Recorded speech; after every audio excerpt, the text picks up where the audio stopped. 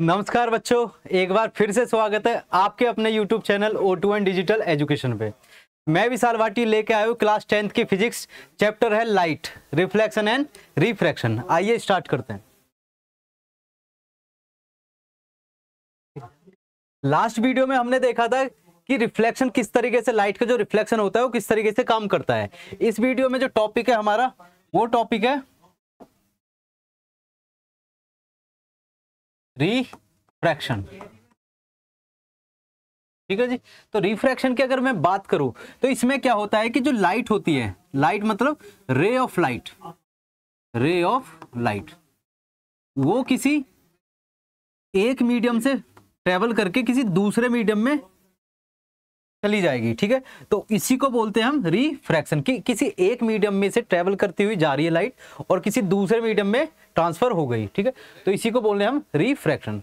Start करते हैं। Law of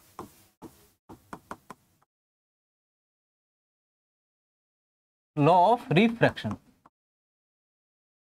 law of refraction start करने से पहले हम दो बेसिक चीजें देखेंगे कि दो तरीके के मीडियम होते हैं। एक को बोलते हैं हम रेयरर मीडियम, एक को बोलते हैं हम डेंसर मीडियम।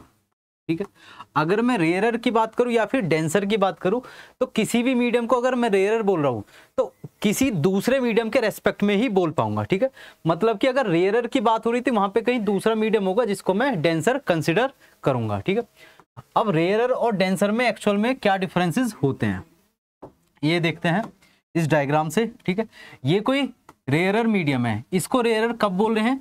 जब इसके जो पार्टिकल्स होंगे, इनके जो पार्टिकल्स हैं उनमें क्या है, एक प्रॉपर गैप है। ठीक है, अगर मैं इसकी बात करूं, ये क्या है, डेंसर है, तो इसमें जो पार्टिकल्स होंगे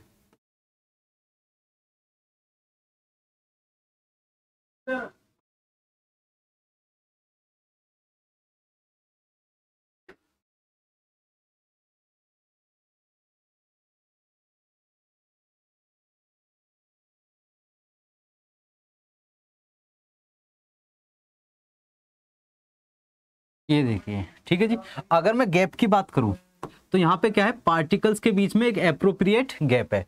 यहाँ पे क्या है, पार्टिकल्स के बीच में बहुत ज्यादा कम गैप है। ठीक है, तो ये गैप ही क्या बना रहा है इनको, रेयरर या फिर डेंसर।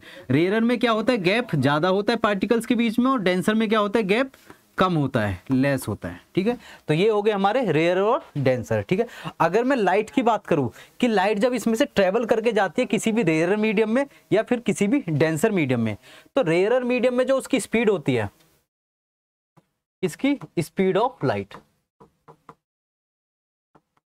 और जो स्पीड होती है डेंसर मीडियम में, speed of light in denser medium. ठीक है, तो जो वैल्यू होगी स्पीड ऑफ लाइट की इन रेयर मीडियम वो क्या होगी, ज्यादा होगी as compare the speed of light in denser medium. ठीक है जी, तो ये हो किसकी वजह से रहा है, ये पार्टिकल्स की वजह से हो रहा है।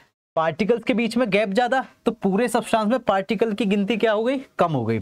यहाँ पे क्या है, पार्टिकल्स के बीच में गैप बहुत कम है, तो पार्टिकल्स की गिनती क्या हो गई, ज्यादा हो गई। ठीक है, तो यहाँ से लाइट को पास होना उतना ही ज्यादा टफ हो रहा है जितने ज्यादा पार्टिकल्स है। यहाँ पे क्या है, लाइट आसानी से पास हो रही है, तो उसकी वेलोसिटी या स्पीड जो है वो भी क्या हुई, ज्यादा हुई। ठीक है, तो ये होता है स्पीड ऑफ लाइट के कंपेरिजन अगर हम करें किसके, डेंसर और रेयरर मीडियम के साथ। ठीक है, अब हम देखेंगे लॉ ऑफ रिफ्लेक्शन।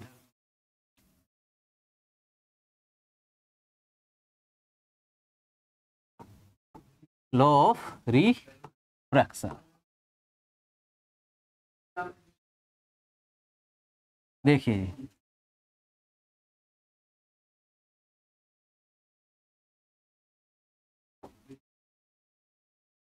एक कोई रे आएगी इस तरीके से, इसको बोल दिया मैंने incident ray. Incident ray, incident ray आई और किसी पॉइंट पे टकराई। ये जो पॉइंट है, ये कौन सा पॉइंट है, इसको बोलेंगे हम इंटरफेस। क्या बोलेंगे, इंटरफेस। इसको इंटरफेस क्यों बोल रहे हैं, क्योंकि ये ऐसा जंक्शन है जहां पे दो मीडियम्स मीट कर रहे हैं।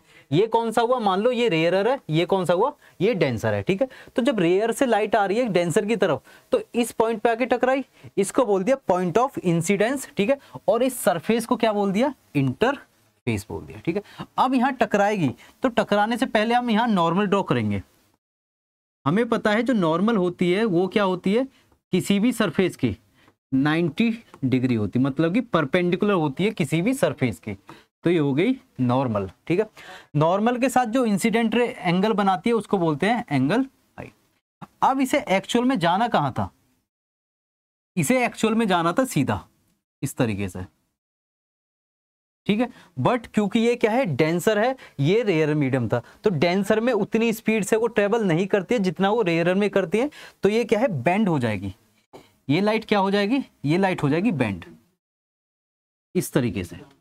ये हो गई बेंड, किधर की तरफ बेंड होगी, टुवर्ड्स नॉर्मल, ठीक है। और जो एंगल बना विद रेस्पेक्ट टू नॉर्मल, ये नॉर्मल है, तो ये बोला गया मेरा आर, एंगल ऑफ रिफ्रैक्शन, ठीक है। तो एंगल आई और एंगल आर की वैल्यू यहाँ पे रिफ्लेक्शन की तरह क्या है, सेम नहीं होंगी, ठीक है। तो ये क्या हुआ, हमारा लॉ ऑफ रिफ्रैक्शन हुआ, जिसके अकॉर्डिंग एक तो फर्स्ट पॉइंट बनता है हमारा कि इंसिडेंट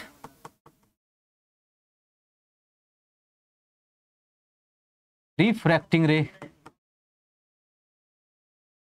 ठीक है जी, और नॉर्मल, ये तीनों क्या होंगी, ये सेम प्लेन में होंगी, इसमें होंगी सेम प्लेन में होंगी, ठीक है। इंसिडेंट रे, रिफ्रैक्टिंग रे और normal lie in the same plane. ये हो गया फर्स्ट पॉइंट, किस चीज का, लॉ ऑफ रिफ्रैक्शन का। सेकंड पॉइंट क्या आता है इसमें जो इंपॉर्टेंट है, वो है कि sine I upon sine R equals to constant, equals to constant, मतलब कि sine angle of incident, incident angle sine के साथ और रिफ्रैक्टेड एंगल साइन के साथ, इन दोनों का अगर मैं रेशियो निकालूं तो वो क्या होगा, हमेशा कांस्टेंट होगा इन दोनों मीडियम्स के साथ, ठीक है। अगर मैं इन कांस्टेंट की बात कर रहा हूं तो ये कांस्टेंट को हम डिनोट करते हैं किससे, रिफ्रैक्टिव इंडेक्स से। ये कांस्टेंट क्या होगा, रिफ्रैक्टिव इंडेक्स हो गया, ठीक है जी। तो ये हो गया जब कोई भी रे कहां से आ रही है, रेयर मीडियम से कहां पे, डेंसर मीडियम में आ रही है। सेकंड कंडीशन देखते हैं कि कोई भी रे अगर डेंसर मीडियम से रेयर में आ रही है तो उसके साथ क्या होता है।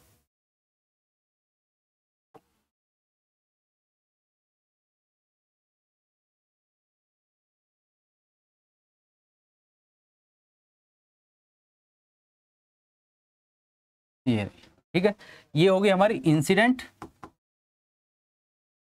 इंसिडेंट रे, ये डेंसर, ये रेयर, ठीक है जी। ये हो गया हमारा नॉर्मल,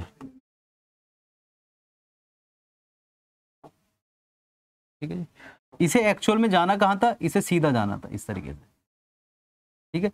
बट क्योंकि ये डेंसर मीडियम था, ये रेयर है, तो ये क्या है, ये अवे हो जाएगी, किससे अवे, नॉर्मल से अवे, इस तरीके से, ठीक है। तो ये अवे चली जाएगी किससे, नॉर्मल से। तो ये जो एंगल बना है ये वाला, इसको बोलूंगा मैं एंगल आर, ये जो एंगल है इसको बोलूंगा मैं एंगल आई, ठीक है। तो यहाँ पे भी क्या काम करेगा, लॉ ऑफ रिफ्रैक्शन ही काम करेगा।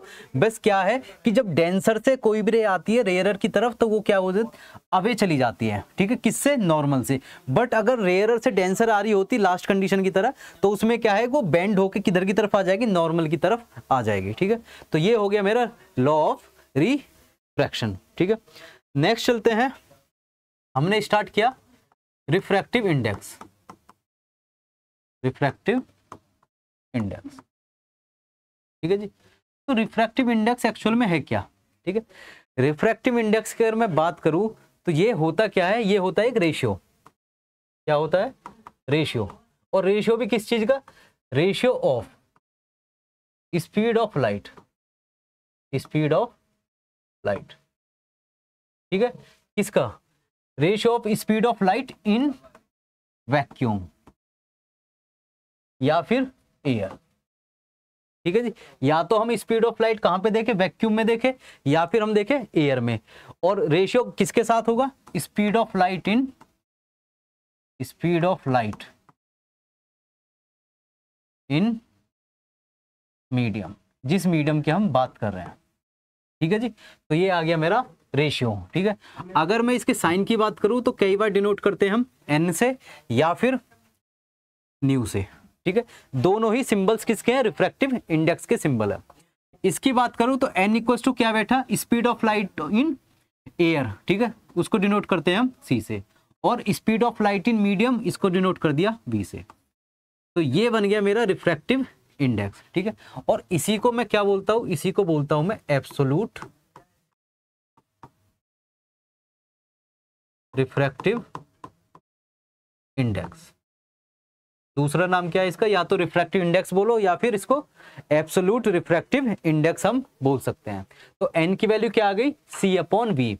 सी क्या है, स्पीड ऑफ लाइट है, कहां पे, इन वैक्यूम या फिर air.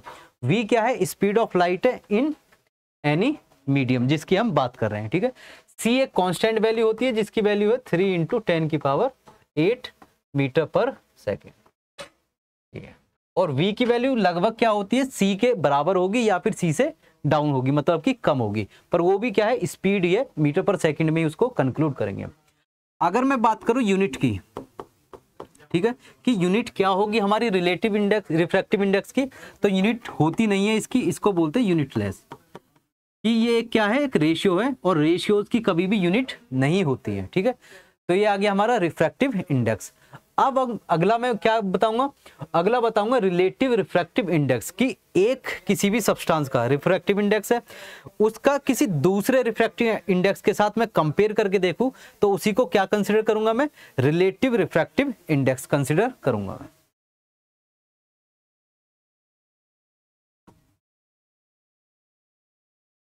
Relative refractive index, relative refractive index, ठीक है। तो ये होता क्या है, एक्चुअल में ये रेशियो होता है, ठीक है, किसका, रिफ्रैक्टिव इंडेक्स का, ठीक है। Ratio of, it is the ratio of refractive index of medium 1 with respect to refractive index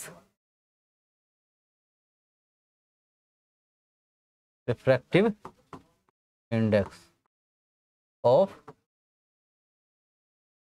medium 2, ठीक है। तो ये क्या आ गया मेरा रिलेटिव रिफ्रैक्टिव इंडेक्स। इसको अगर मैं डिनोट करूं तो रिफ्रैक्टिव इंडेक्स, ठीक है, किसका, 1 का, क्या होगा, C अपॉन V1। दूसरे मीडियम C अपॉन V2, ठीक है। अब अगर मैं बात करूं रिलेटिव रिफ्रैक्टिव इंडेक्स की, तो ये होगा relative refractive index of 1 with respect to 2, या फिर हम इसे डिनोट करेंगे refractive index of 1 with respect to 2। इस तरीके से दोनों का मतलब सेम है कि रिफ्रैक्टिव इंडेक्स ऑफ 1 निकाल रहे हैं हम किसके रेस्पेक्ट में, सेकंड के रेस्पेक्ट में। तो इसमें वैल्यूज किस तरीके से आएंगी, रिफ्रैक्टिव इंडेक्स ऑफ जिसका हम निकाल रहे हैं, ठीक है, अपॉन रिफ्रैक्टिव इंडेक्स जिसके साथ हम निकाल रहे हैं, तो n1 अपॉन n2। n1 की वैल्यू क्या है, C अपॉन V1, तो C अपॉन V1। n2 की वैल्यू क्या है, C अपॉन V2, तो C अपॉन V2। C से C कैंसिल, V2 सबसे नीचे जाएगा सबसे ऊपर, तो V2 अपॉन V1, ठीक है। तो ये वैल्यू किसकी आ गई, ये आ गई रिफ्रैक्टिव इंडेक्स की वैल्यू, ठीक है। अब हमें क्लियर दिख रहा है जिस मीडियम का, ठीक है, जिस मीडियम में स्पीड ऑफ लाइट ज्यादा है उसका रिफ्रैक्टिव इंडेक्स क्या होगा, कम होगा, जिसमें स्पीड ऑफ लाइट कम है उसका रिफ्रैक्टिव इंडेक्स क्या होगा, ज्यादा होगा, ठीक है। तो ये आ गया कौन सा, रिलेटिव रिफ्रैक्टिव इंडेक्स। एक एग्जांपल से समझते हैं, Ng, ये क्या है, ये है रिफ्रैक्टिव इंडेक्स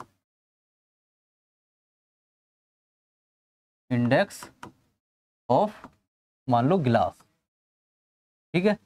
एक मान लिया मैंने NW, ये मान लिया रिफ्रैक्टिव इंडेक्स ऑफ वाटर। अगर हमसे कोई बोलता है कि refractive index of water with respect to glass निकालना है, तो इसका मतलब क्या हुआ, refractive index of water upon refractive index of glass, ठीक है। अगर हमसे कोई बोलता है रिफ्रैक्टिव इंडेक्स ऑफ ग्लास निकालना है किसके रेस्पेक्ट में, वाटर के, तो इसकी वैल्यू क्या आ जाएगी, refractive index of glass upon refractive index of water. तो जिसकी वैल्यू हमें निकालनी है दूसरे के रेस्पेक्ट में, तो उसकी वैल्यू ऊपर ली जाएगी न्यूमरेटर में, और जिसके रेस्पेक्ट में निकाल ले उसकी डेनोमिनेटर में ली जाएगी। तो ये आ गया मेरा रिलेटिव रिफ्रैक्टिव इंडेक्स, ठीक है।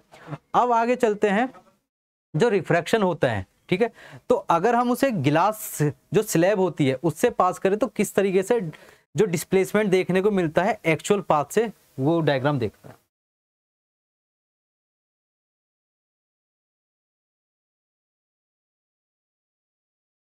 रिफ्रैक्शन थ्रू गिलास स्लैब, ठीक है जी।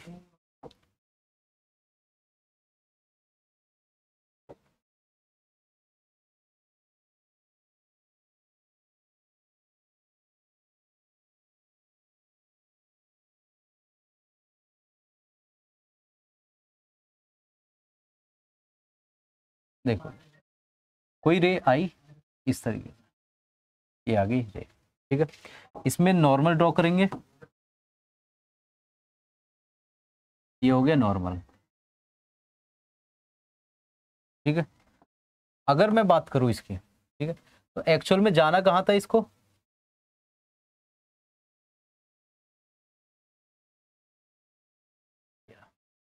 तो ये इंसिडेंट रे है, क्या है, इंसिडेंट रे। ये एंगल कौन सा बना, एंगल आई, ठीक है। बट ये क्योंकि ये डेंसर मीडियम है, ये रेयर मीडियम है, तो ये क्या होगी, बेंड हो जाएगी किधर की तरफ, टुवर्ड्स नॉर्मल, ये हो गई बेंड इस तरीके से, ठीक है। बेंड हो गई तो ये एंगल क्या बना, ये बना आर, इसको बोल दिया मैंने R1, ठीक है। अब अगर मैं इस सरफेस की बात करूं, इस सरफेस के लिए इंसिडेंट रे है, ये कौन सी है, ये है रिफ्रैक्टेड रे, ठीक है।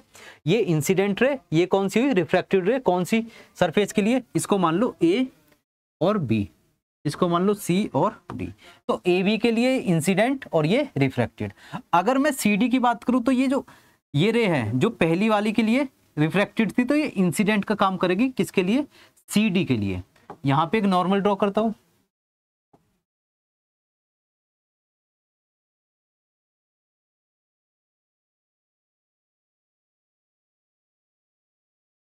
देख, तो नॉर्मल इसको जाना कहां था, ये जो आ रही थी रे, ये सीधा निकल जाती इस तरीके से, पर क्योंकि ये क्या है, एक रेयर मीडियम है, डेंसर से आ रही है, तो वो क्या है, नॉर्मल से अवे हो जाएगी, और नॉर्मल से अवे जाएगी किधर की तरफ, देखिए इस तरीके से पार हो जाएगी, ठीक है। तो ये नॉर्मल से थोड़ा अवे चलेगी, और ये एंगल बोल दिया मैंने एंगल ई, इस एंगल को डिनोट कर दिया R2, ठीक है। तो अगर मैं बात करूं इसकी, तो ये क्या है, इमरजेंट, इमरजेंट रे, ठीक है। और ये जो गैप आया है मेरा, कौन सा gap,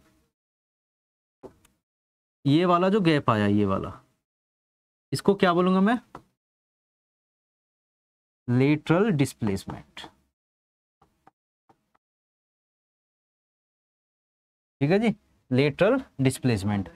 angle R1 equals to angle R2 होगा, ठीक है, और angle I equals to angle E होगा यहाँ पे इन कंडीशंस में, ठीक है। कि जितने से वो ट्रेवल करती है, एंटर करती है, एंगल आई मान लिया हमने, और जिससे वो इमर्ज हुई है, बाहर निकली है, एंगल ई मान लिया, तो दोनों की वैल्यू क्या होगी, दोनों की वैल्यू होगी same, angle I equals to angle E. और जो बीच में एंगल्स बने हैं ये भी क्या हो जाएंगे, ये एक तरीके से वर्टिकल अपोजिट एंगल्स हो गए, ठीक है। वर्टिकल अपोजिट में अल्टरनेट इंटीरियर एंगल्स, ये हो गए अल्टरनेट इंटीरियर एंगल्स, ठीक है। तो angle R1 equals to angle R2, तो ये क्या हो गया, रिफ्रैक्शन हो गया कहां से, ग्लास स्लैब से। नेक्स्ट चलते हैं,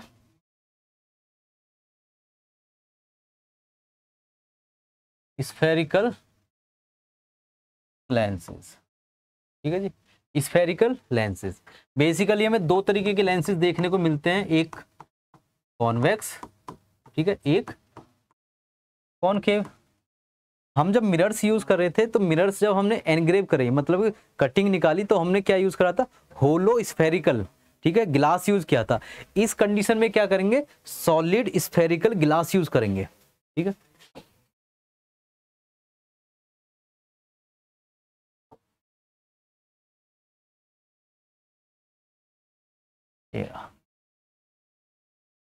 ठीक है जी, तो ये क्या है, मान लो पूरा सॉलिड है, पहला वाला क्या था, होलो था, ये सॉलिड है। इसमें से मैंने क्या करा, एक पीस कट कर लिया इधर से और इधर से, ठीक है, और इन दोनों पीसों को क्या कर दिया, ऐसे कनेक्ट कर दिया, ठीक है। तो ये क्या बन गया, ये बन गया मेरा कॉन्वेक्स लेंस, ठीक है। इसका दूसरा नाम क्या है, कन्वर्जिंग, ठीक है। अगर मैं इनको एक दूसरे के अपोजिट कनेक्ट करूं तो ये किस तरीके से फॉर्म हो जाएंगे, कुछ इस तरीके से फॉर्म हो जाएंगे ये वाला, ठीक है। इसको क्या बोलूंगा मैं, कॉनकेव लेंस या फिर डाइवर्जिंग, डाइवर्जिंग लेंस, ठीक है। अब कॉन्वेक्स की बात हो रही है, ठीक है। तो कॉन्वेक्स का नेचर क्या होता है, रेज को कन्वर्ज करता है किसी भी एक पॉइंट पे, ठीक है। डाइवर्जन डाइवर्जिंग की बात हो रही थी, वो क्या करता है, रेज को अपने एक्चुअल पोजीशन से क्या है, डाइवर्ज कर देता है। जो एक्चुअल रास्ता है उसका पैरेलल रेज आ रही है, उनको उसके एक्चुअल पाथ से क्या है, दोनों तरफ डाइवर्ज कर देगा। तो ये किसका काम हो गया, कॉनकेव का, ठीक है। अब देखते हैं रेज,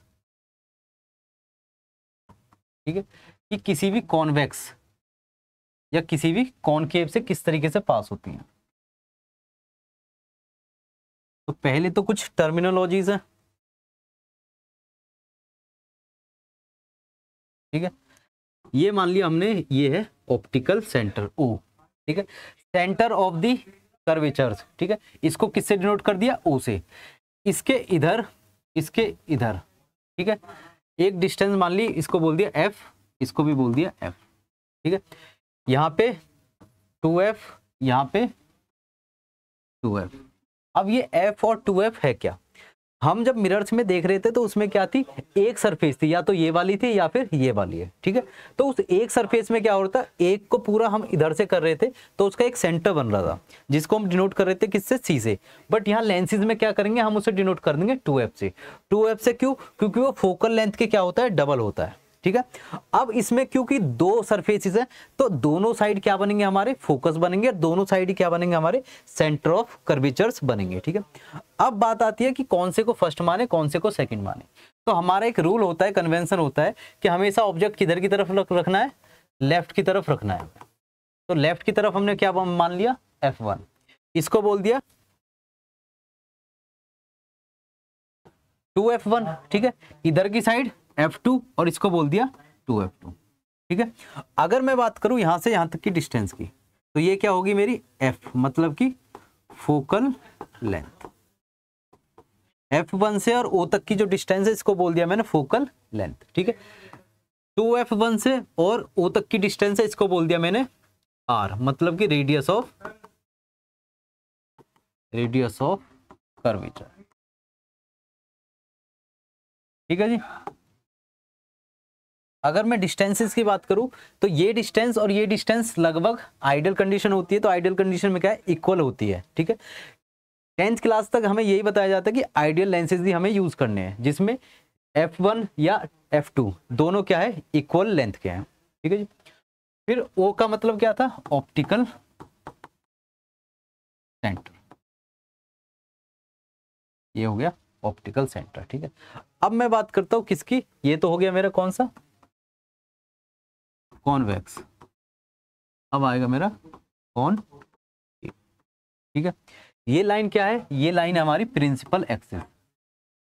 लास्ट क्लास में भी हमने देखा था, जो कनेक्ट करती है किसको, ऑप्टिकल सेंटर और सेंटर ऑफ कर्वेचर को, प्रिंसिपल एक्सिस, ठीक है जी। ये रहा, तो ये हो गया मेरा कौन सा, कॉन्वेक्स, ठीक है। कॉन्वेक्स होता क्या है कि वो पॉइंटेड होता है, कहां से, एजिस से, pointed at edge and thick at middle, ठीक है जी। बीच से क्या होगा, थोड़ा थिक होगा, और एंड से क्या होगा, पॉइंटेड होगा, ठीक है। ये हो गया मेरा कॉन्वेक्स। अब आते हैं कॉनकेव पे।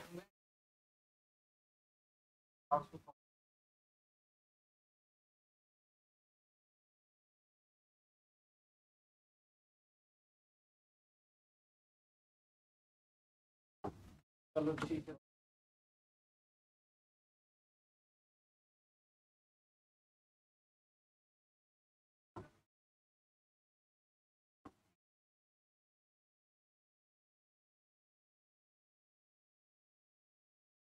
देखो ये, ठीक है।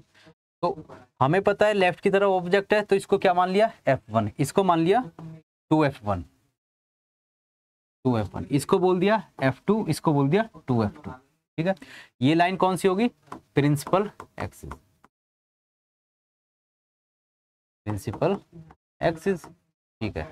ये क्या हो गया, ऑप्टिकल सेंटर,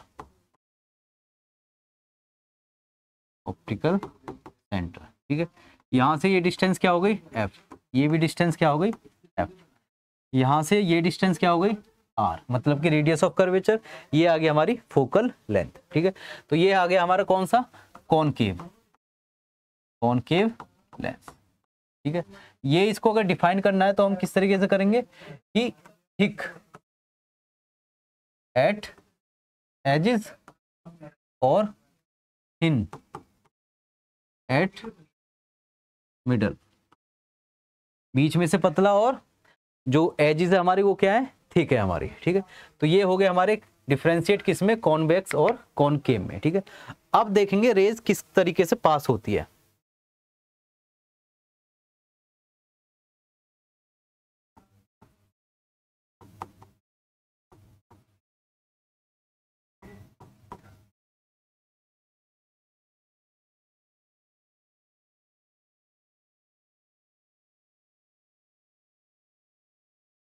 देखिए कोई भी रे अगर पैरेलल आती है इस तरीके से, ठीक है, ये क्या है पैरेलल,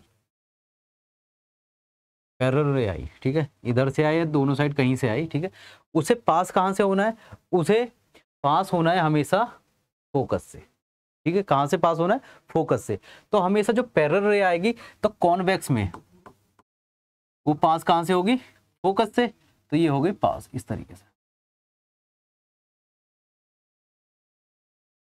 ठीक है जी। ये भी कहाँ से पास होगी, फोकस से, ये होगी पास, ठीक है। सेकंड कंडीशन देखेंगे कि कोई भी रे अगर फोकस से पास हो रही है तो वो पास इसमें लेंस में से पास आउट होके कहाँ पे जाएगी, वो हो जाएगी पैरेलल, सेकंड कंडीशन है हमारी।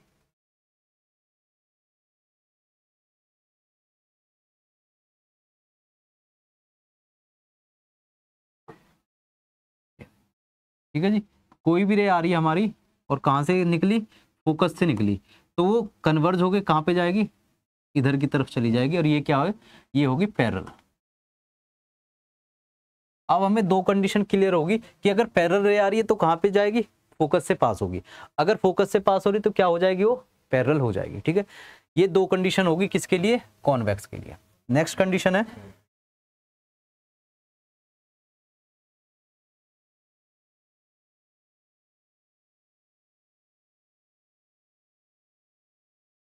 ये हो गया ओ, ये हो गया हमारा 2 है, ठीक है जी।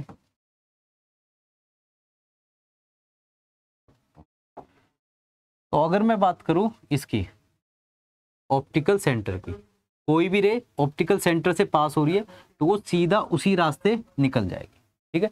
मतलब कि वो कहीं भी ना तो बेंड होगी टूवर्ड्स या अवे, कहीं नहीं जाएगी, जो उसका एक्चुअल पाथ था उसी से वो पास होकर सीधी निकल जाएगी अगर वो ऑप्टिकल सेंटर को टच करती हुई जा रही है, ठीक है। तो ये तीन डायग्राम हुए हमारे किसके, कॉन्वेक्स के, ये हो गए कॉन्वेक्स के। अब हम तीन रे डायग्राम देखेंगे किसके, कॉनकेव के।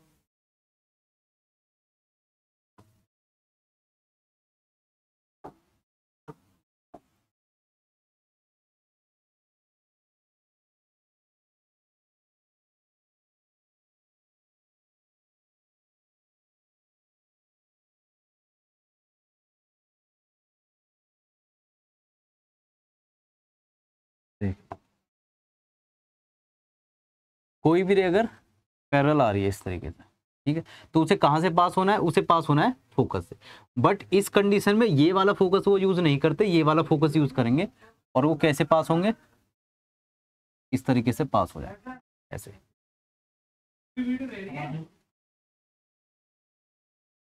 ये रहा, ठीक है। तो ये क्या है, डाइवर्ज हो रही हैं, डाइवर्ज होके क्या है, अलग अलग डायरेक्शन में उनके एक्चुअल पाथ से वो अलग अलग डायरेक्शन में डाइवर्ज हो जा रही है। ये कौन सा है, ये है कॉनकेव, कि अगर कोई भी पैरेलल रे आई तो वो क्या है, वो फोकस से पास होकर डाइवर्ज हो जाएगी। ठीक है, ये होगी फर्स्ट कंडीशन। नेक्स्ट देखते हैं इसमें,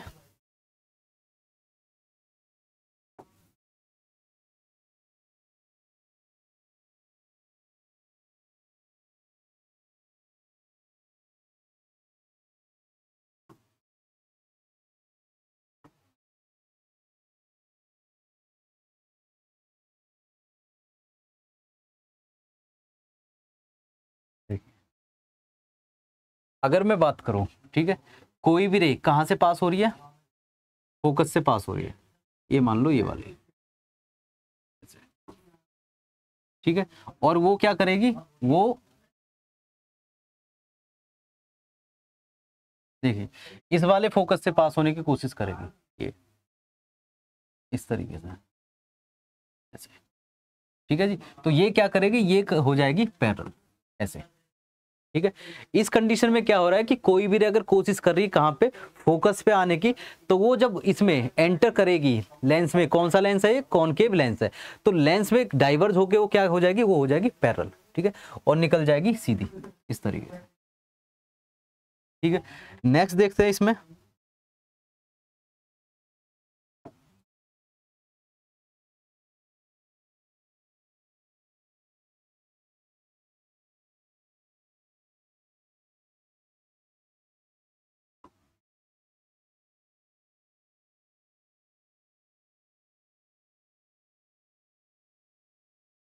देखिए अगर कोई भी रे सीधा आ रही है कहां पे, ऑप्टिकल सेंटर पे, तो कहां से पास हो जाएगी, वो सीधी उसी रास्ते में सीधा ही निकल जाएगी, मतलब कि कहीं भी बेंड नहीं होगी, ना आगे जाएगी ना टूवर्ड्स आएगी, वो सीधा पास हो जाएगी उसी एक्चुअल पाथ में। ठीक है, तो ये कौन सा है, थर्ड कंडीशन होगी, किसके साथ, कौन केव के साथ, ये हो गए।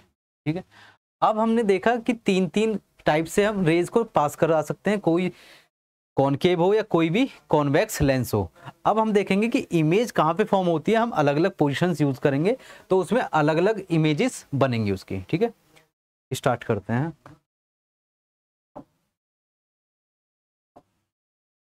इमेज फॉर्मेशन, इमेज फॉर्मेशन, ठीक है जी।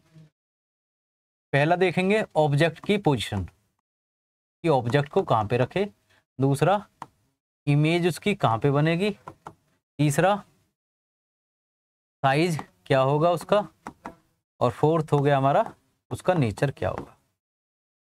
ठीक है जी, स्टार्ट करते हैं कहाँ से, कॉन्वेक्स लेंस से।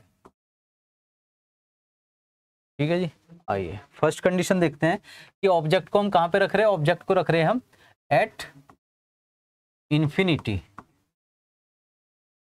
At infinity.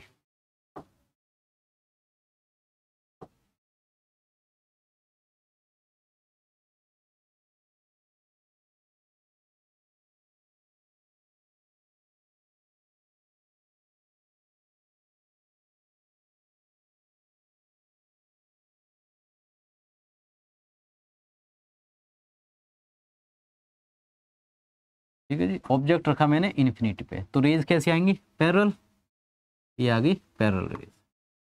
ठीक है, पास कहाँ से होंगी, हमें पता है फोकस से पास होती है इस तरीके से। इमेज कहाँ पे बन गई, यहाँ पे बन गई इमेज। ठीक है, तो ऑब्जेक्ट कहाँ पे रखा, इन्फिनिटी पे, इमेज कहाँ पे बनी, एट एफ। ठीक है, अब साइज कैसा होगा इसका, मुझे दिख रहा है पॉइंट सा दिख रहा है, तो ये क्या हो गया साइज इसका, पॉइंटेड साइज। और इसको हम क्या बोलते थे लास्ट क्लास में, हाईली डिमिनिश्ड, क्या बोलते हैं, हाईली डिमिनिश्ड। ठीक है, नेचर क्या हुआ, नेचर हुआ इसका रियल, रियल का मतलब बताया था रियल और इन्वर्टेड,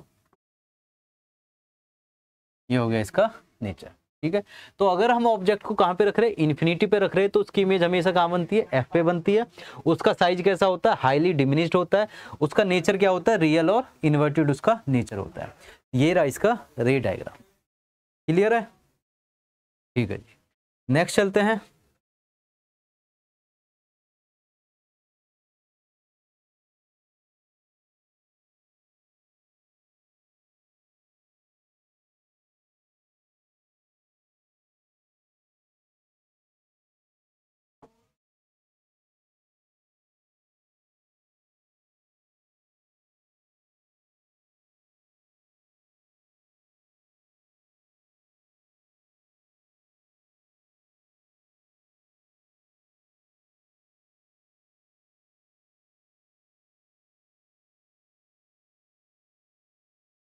देखिए जी, ऑब्जेक्ट कहाँ पे रखा, अब रखेंगे ऑब्जेक्ट को बियॉन्ड 2f1। ठीक है, तो इसकी रेज कैसी जाएंगी, रेज जाएंगी इसकी पैरेलल। पहली कंडीशन कहाँ से पास होगी, पास होगी हमारी एफ से, ये रही एफ से पास हो गए। ठीक है, सेकंड कंडीशन क्या है कि अगर मैं एफ से पास करा रहा हूं तो क्या हो जाएगी, पैरेलल हो जाएगी।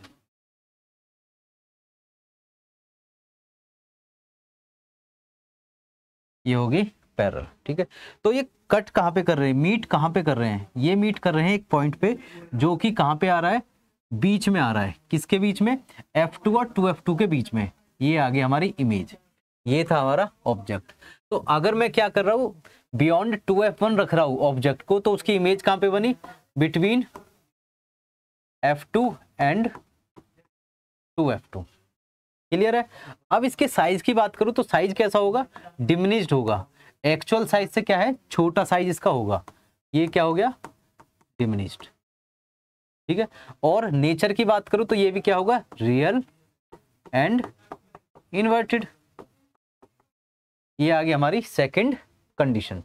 ठीक है, अब नेक्स्ट चलते हैं कि बियॉन्ड 2F1 तक तो पहुंच गए, अब सीधा आएंगे 2F1 पे।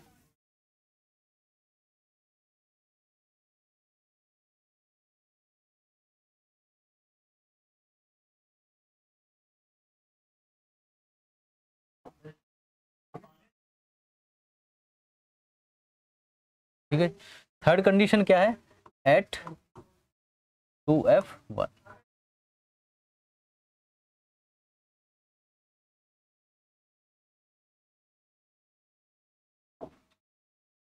ऑब्जेक्ट रखा मैंने यहाँ पे। ठीक है, इसकी रेज जाएंगी, रेज गई इस तरीके से, कहाँ से निकली, एफ से निकली।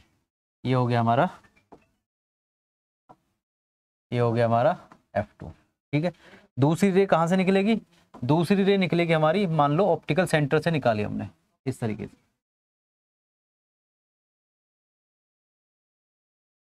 ठीक है, अब ये जो रे निकली है जहां पे मीट करी है, ये कौन सा पॉइंट होगा, ये पॉइंट होगा हमारा 2F2, ये वाला। और इसी को बोल दूंगा मैं क्या, इमेज। क्या बोल दूंगा मैं, इसी को इमेज बोल दूंगा। ठीक है, तो इमेज कहाँ पे बनी, अगर हमने ऑब्जेक्ट को रखा 2F1 पे तो उसकी इमेज बनी एट 2F2। साइज कैसा हुआ, इसमें बनता है सेम साइज। यहाँ पे एक्चुअल में हो क्या रहा है कि जो हमारी डिस्टेंसेज है वो अनइक्वल ली जा रही है, तो इसकी वजह से जो है साइज में थोड़ा एनलार्ज दिख रहा है, पर एक्चुअल में क्या होता है, इस कंडीशन में सेम साइज बनता है। नेचर क्या होगा, रियल एंड इन्वर्टेड। ये होगा इसका नेचर। ठीक है, तो ये होगी हमारी कौन सी कंडीशन, थर्ड कंडीशन। ठीक है, अब नेक्स्ट चलते हैं कि अब 2F1 तक पहुंच गए, अब ऑब्जेक्ट को रखेंगे हम 2F1 और F1 के बीच में।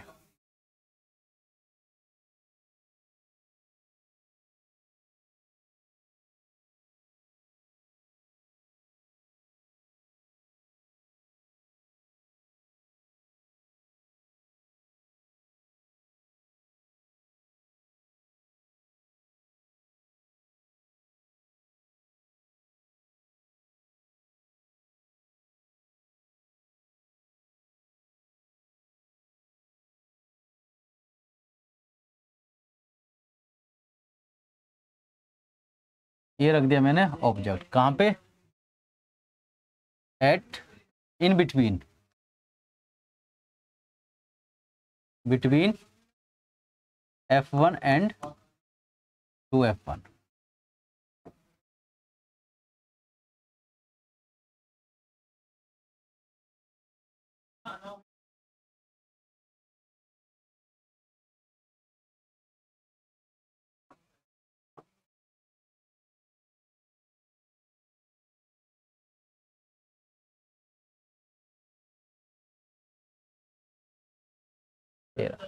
ये बन गई मेरी क्या, इमेज। ये था ऑब्जेक्ट। तो ऑब्जेक्ट मैंने कहा रखा between F1 and 2F1। Image कहां पे बनी मेरी,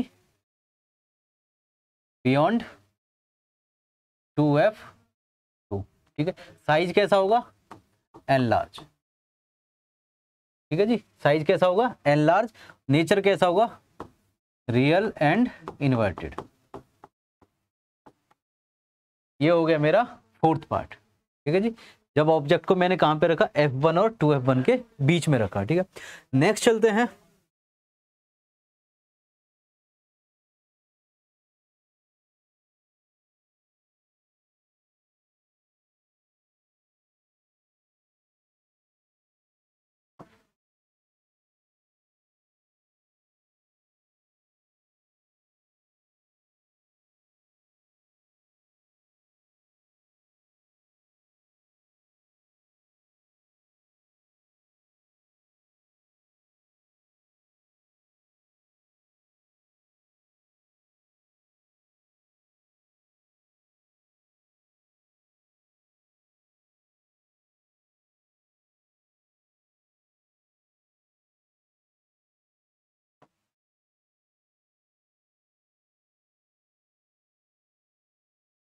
देखिए, अगर मैं ऑब्जेक्ट को कहां पे रख रहा हूं, मैं ऑब्जेक्ट को रख रहा हूं F1 पे, एट F1। ठीक है, तो इसकी इमेज कहां पे बनी, इमेज बनी एट इन्फिनिटी। ठीक है, इन्फिनिटी बनी। साइज कैसा होगा, हाईली एनलार्ज। साइज हो गया हमारा हाईली एनलार्ज। ठीक है, और नेचर क्या आएगा, नेचर आएगा हमारा रियल एंड इन्वर्टेड। ये आ गया मेरा नेचर। ठीक है जी, तो ये होगी मेरी कौन सी कंडीशन, पांचवी कंडीशन, फिफ्थ कंडीशन। ठीक है, अब नेक्स्ट बचा है किसमें, कॉन्वेक्स में। इसको और कंप्लीट करते हैं।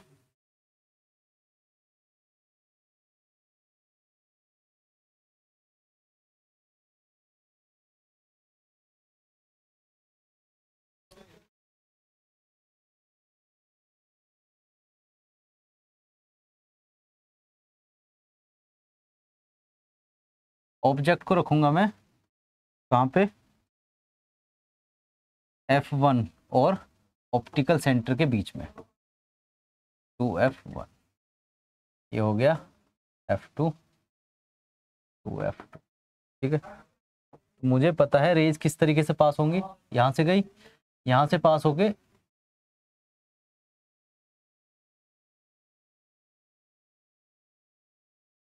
ऐसे। ठीक है, ये होगी पास इधर से।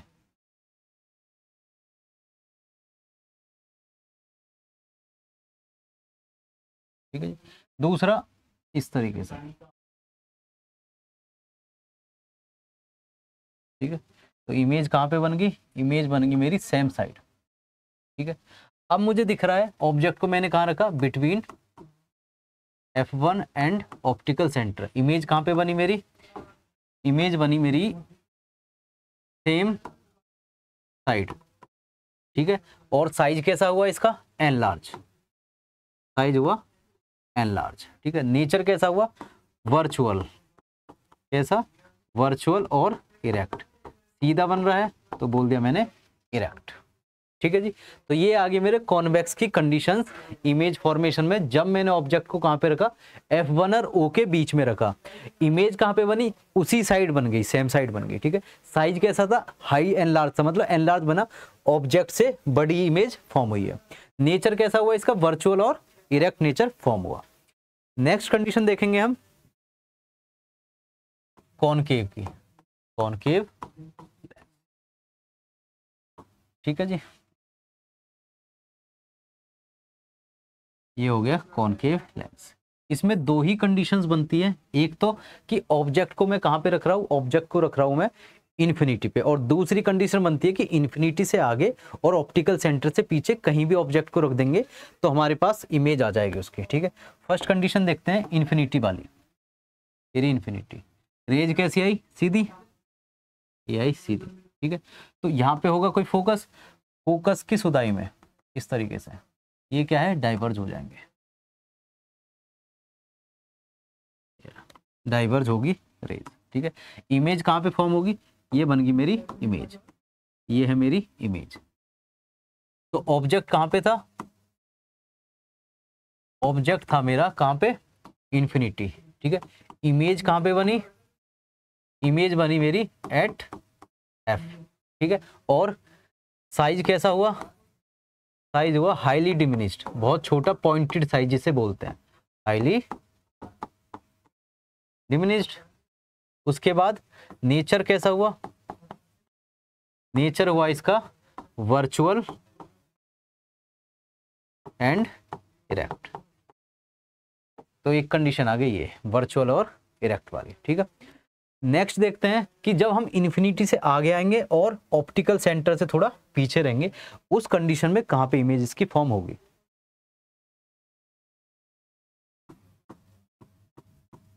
ऑब्जेक्ट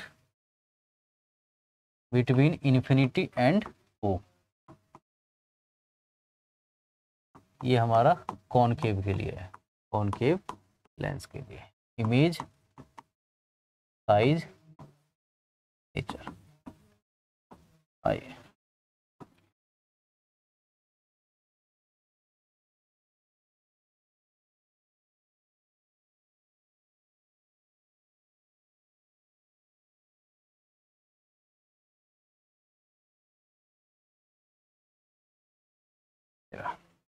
ठीक है जी।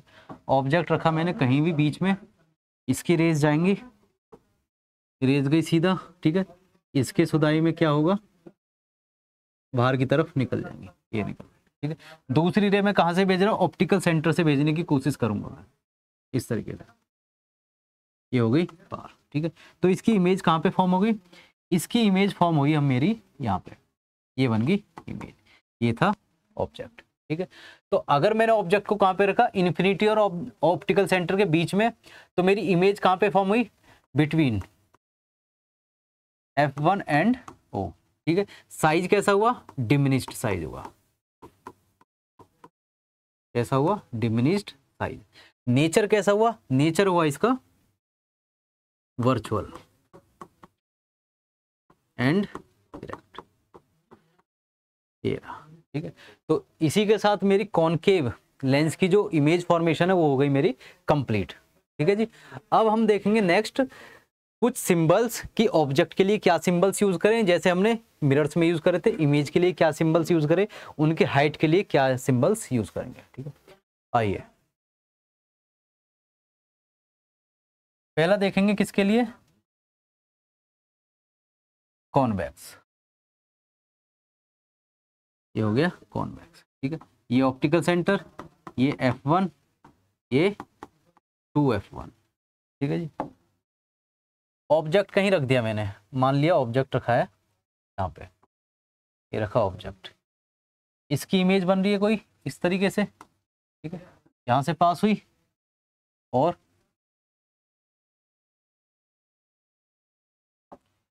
देखिए ये हो गया मेरा F2, ये हो गया मेरा 2F2, ठीक है। और यहाँ से इसको अगर मैं देखूँ तो ये क्या हो गई मेरी, ये हो गई इमेज, ये हो गया मेरा ऑब्जेक्ट, ठीक है।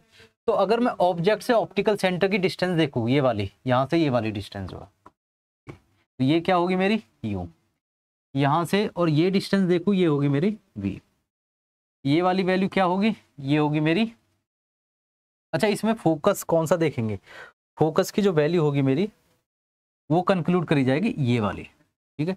कि रिफ्लेक्ट होके जो रे आई है, रिफ्रैक्ट जो हो रही है, तो पहले कौन सी सरफेस है और उसका कर्वेचर किधर की तरफ है, वही मेरी क्या यूज होगी, फोकल लेंथ यूज होगी। तो ये आ गया मेरा F, ठीक है। और इसको बोलूंगा मैं हाइट ऑफ ऑब्जेक्ट, इसको बोलूंगा मैं हाइट ऑफ इमेज, ठीक है जी।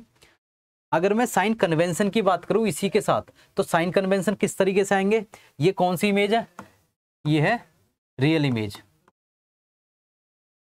ठीक है। और लेंस कौन सा है, कॉन्वेक्स लेंस है, ठीक है जी। तो इसमें u की वैल्यू क्या होगी, u मुझे पता है ये माइनस एक्स एक्सिस है, तो u आ गया नेगेटिव। v की वैल्यू क्या होगी, पॉजिटिव।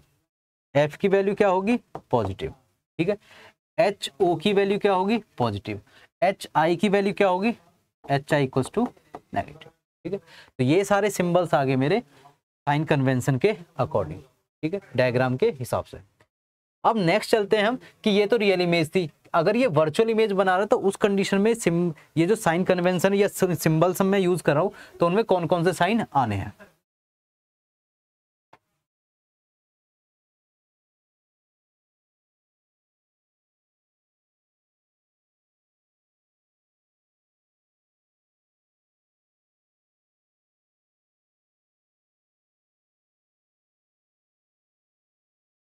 ये हो गया ऑब्जेक्ट।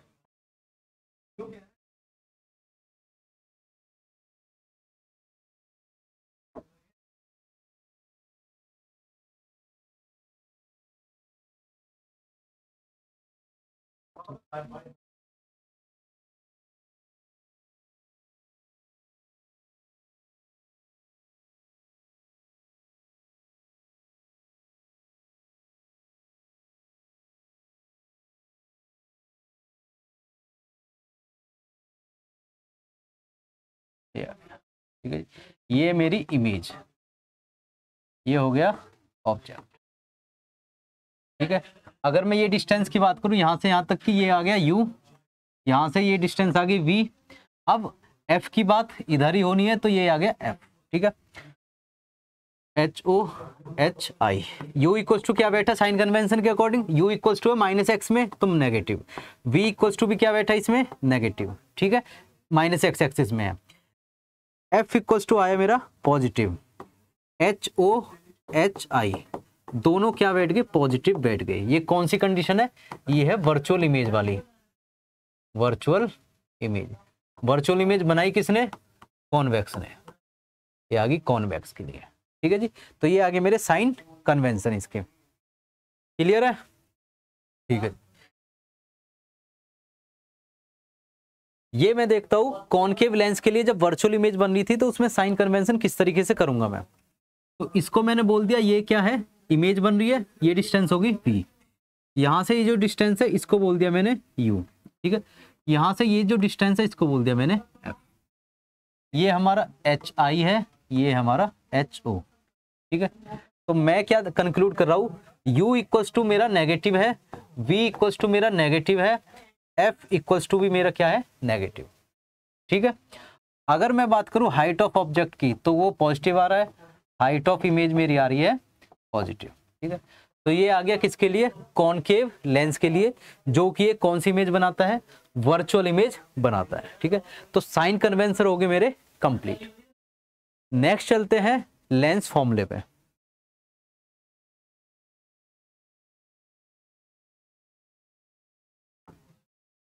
लेंस फॉर्मूला, तो लेंस फॉर्मूला की बात करूं, जैसे हमने मिरर फॉर्मूला देखा था, उसमें क्या होता था, जो फोकल लेंथ थी, जो ऑब्जेक्ट की डिस्टेंस थी और जो इमेज की डिस्टेंस थी, तो इन तीनों का रिलेशन ही क्या बोला जा रहा था, मिरर फॉर्मूला।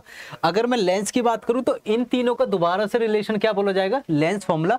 बट यहाँ कंडीशन क्या है, लेंस की है, तो इसलिए इसको क्या डिनोट करें, लेंस फॉर्मूला डिनोट कर रहे हैं। तो अगर इसको डिफाइन करना है तो it is the relation between focal length, object distance and image distance. ठीक है, तो फॉर्मूला बनेगा क्या, 1/f equals to 1/v minus 1/u। ये आया मेरा लेंस फॉर्मूला। ठीक है, और ये तीनों यूनिट्स जो होती हैं इनको या तो हम सेंटीमीटर में मेजर करेंगे या फिर हम मीटर में मेजर करेंगे। ठीक है, ये आ गया मेरा लेंस फॉर्मूला। नेक्स्ट करते हैं मैग्निफिकेशन। मैग्निफिकेशन, तो लास्ट टाइम मिरर फॉर्मूले में भी हमने देखा था, जब क्या था कि मैग्निफिकेशन एक वैल्यू है जो रेशियो होता है, किस चीज का रेशियो, हाइट का। ठीक है जी, height of image to the height of object. ठीक है जी, height of image to the height of object को ही हम क्या बोलते थे, मैग्निफिकेशन। यहां पे भी ये सेम कंडीशन है, तो m इक्वल्स टू क्या बैठा मेरा, HI अपॉन HO। और अगर मैं डिस्टेंसेस के बेसिस पे देखूं मैग्निफिकेशन, तो m इक्वल्स टू मेरा बैठेगा v अपॉन u। ये हो गया फाइनल फॉर्मूला। ठीक है, तो m equals to v upon u और HI upon HO equals to v upon u। ये आ गई मेरी वैल्यूज, किसके रेस्पेक्ट में, हाइट और डिस्टेंसेस के रेस्पेक्ट में। ठीक है, अब वैल्यूज देखेंगे मैग्निफिकेशन की, कि कब मैग्निफिकेशन की वैल्यूज ज्यादा होंगी, कब मैग्निफिकेशन की वैल्यूज कम होंगी, मतलब कि 1 से ज्यादा कब है, 1 से कम कब है। ठीक है, m is greater than 1, m is smaller than 1 और m equals to 1 equals to 1। ठीक है, m इज ग्रेटर देन का मतलब है जब n लार्ज, इमेज फॉर्म होती है तो मैग्निफिकेशन क्या आता है, ज्यादा आता है 1 से, ठीक है। m इज लेस देन 1 का मतलब है कि जो इमेज फॉर्म हुई है वो कैसी है, डिमिनिश्ड है। इमेज कैसी फॉर्म हुई है, डिमिनिश्ड। और m इक्वल्स टू 1 का मतलब है कि सेम साइज की इमेज फॉर्म हुई है जैसा वो ऑब्जेक्ट है, ठीक है। अब m की वैल्यू नेगेटिव या m की वैल्यू पॉजिटिव कब होगी, ठीक है।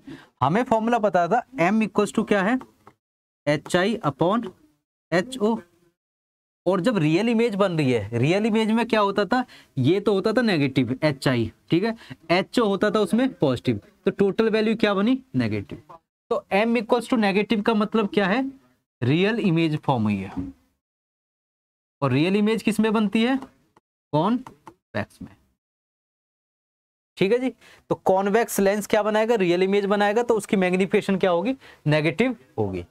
Second condition, m equals to positive, 2 condition में होगा, एक तो कॉनकेव में और एक कॉन्वेक्स में, ठीक है। और दोनों में ही क्या होगा, वर्चुअल इमेज फॉर्म होगा, वर्चुअल इमेज, ठीक है जी।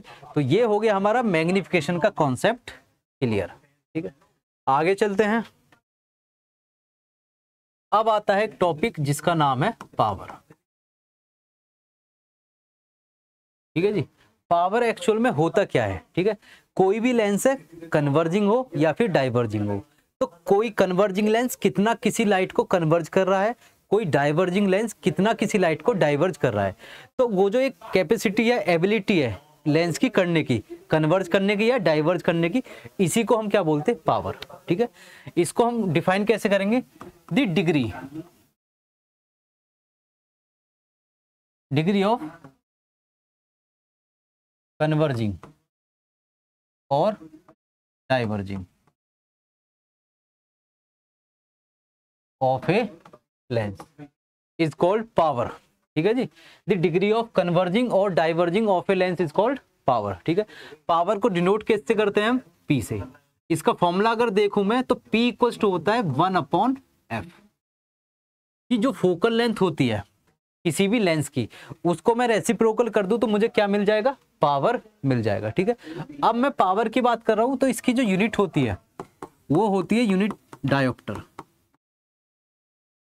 यूनिट होती है डायोप्टर D, ठीक है। ये हो गई यूनिट ऑफ पावर। अगर मैं बात करूं पावर इक्वल्स टू 1 डायोप्टर, तो उस कंडीशन में क्या लेना पड़ेगा मुझे, फोकल लेंथ जो लेनी पड़ेगी वो लेनी पड़ेगी मीटर में, ठीक है। और कई बार क्या होता है, जो फोकल लेंथ होती है वो हमारी सेंटीमीटर में गिवन होती है, तो उस कंडीशन में हमें किस तरीके से फॉर्मूला यूज करना है जो हमें पावर मिल जाए। तो P इक्वल्स टू होता है हमारा 100/f। अगर हमें फोकल लेंथ किस में दे रखी है, सेंटीमीटर में गिवन है, ठीक है जी। तो P इक्वल्स टू 100/f। अब अगर मैं बात करूं जो कॉन्वेक्स होता है और जो कॉनकेव होता है, ठीक है। कॉन्वेक्स की अगर मैं फोकल लेंथ की बात करूं, ये वाले, ठीक है जी, तो ये कौन सा है, कॉन्वेक्स लेंस है। कौन सी इमेज बना रहा है, रियल इमेज बना रहा है, तो इसकी फोकल लेंथ क्या है, पॉजिटिव है। तो इस कंडीशन में कॉन्वेक्स के लिए फोकल लेंथ क्या हुई, पॉजिटिव, तो इसकी पावर भी क्या हुई, पॉजिटिव हो गई, ठीक है। कॉनकेव के लिए क्या होता था, फोकल लेंथ होती थी हमारी नेगेटिव, तो इसकी पावर भी क्या निकलेगी हमारी, नेगेटिव। तो अगर हमें किसी ने बोल दिया कि किसी लेंस की पावर दे रखी है -3 डायोप्टर, तो इसका मतलब कौन सा लेंस है, वो है कॉनकेव लेंस। अगर पावर दे रखी पॉजिटिव की 3, तो वो कौन सा लेंस है, कॉन्वेक्स लेंस है, ठीक है। नेक्स्ट चलते हैं हम, कॉम्बिनेशन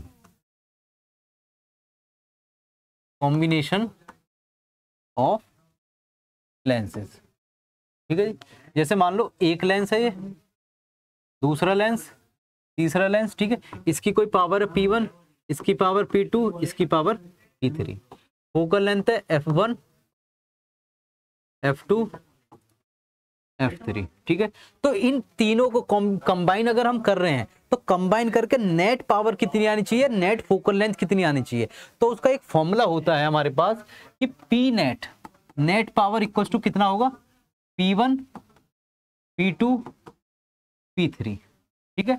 हम क्या करेंगे, सीधा सम कर देंगे तीनों की पावर्स को with respect to their sign, ठीक है। और अगर मैं बात करूं focal length, net focal length कितनी निकलेगी, तो 1/f net equals to 1/f1, 1/f2, 1/f3। और अगर ज्यादा लेंसेज है तो उसके अकॉर्डिंग हम सबको ऐड करते हुए चले जाएंगे। तो रेसिप्रोकल सम कर देंगे सब फोकल लेंथ का, तो हमारे पास क्या आ जाएगा, नेट फोकल लेंथ आ जाएगी, ठीक है। अगर हम एल्जेब्रिकली सम कर देंगे किसका, पावर्स का, तो हमारे पास क्या आ जाएगी, नेट पावर आ जाएगी, ठीक है। अगर मैं बात करूं, मान लो P1 इक्वल टू दे रखा है 3 डायोप्टर, P2 इक्वल टू दे रखा है -5 डायोप्टर, और P3 इक्वल टू दे रखा है प्लस का 7 डायोप्टर। तो नेट पावर कितनी आई हमारी, तो नेट पावर का फॉर्मूला कितना हो गया, Pn equal to 3 plus -5 plus 7, ठीक है। 7 और 3 हुआ 10, तो 10 - 5 ये आ गया 5 प्लस का, ये आ गया P नेट, ठीक है। तो नेट पावर निकली मेरी प्लस का 5, और प्लस का मतलब वो कौन सा लेंस की तरह काम करेगा, वो करेगा हमारे कॉन्वेक्स लेंस की तरह काम, ठीक है। तो इसी के साथ ये चैप्टर होता है कंप्लीट। मिलते हैं नेक्स्ट वीडियो में नेक्स्ट चैप्टर के साथ, तब तक थैंक यू, नमस्कार।